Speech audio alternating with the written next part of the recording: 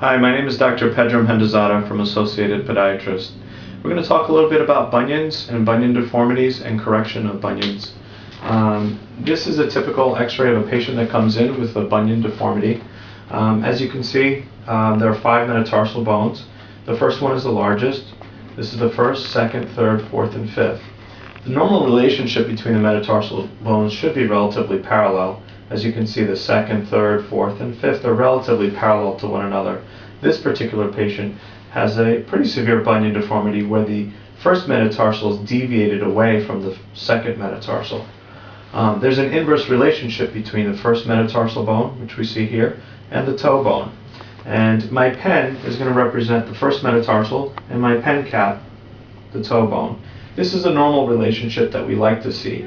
However, over the course of the years, sometimes a bunion develops, and you can see the first metatarsal deviates over, and the big toe deviates inversely in the opposite direction.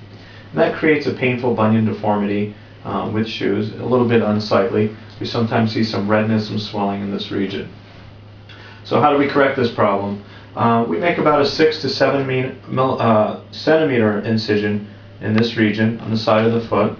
We remove this bump, bone saw.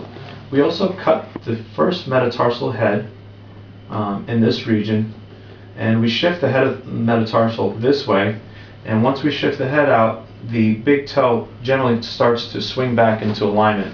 Occasionally, for severe cases, and especially in this case, we may have to take a wedge of bone out here as well. That's done by making 2 cuts, removing a wedge of bone. We use a wire to hold it in place.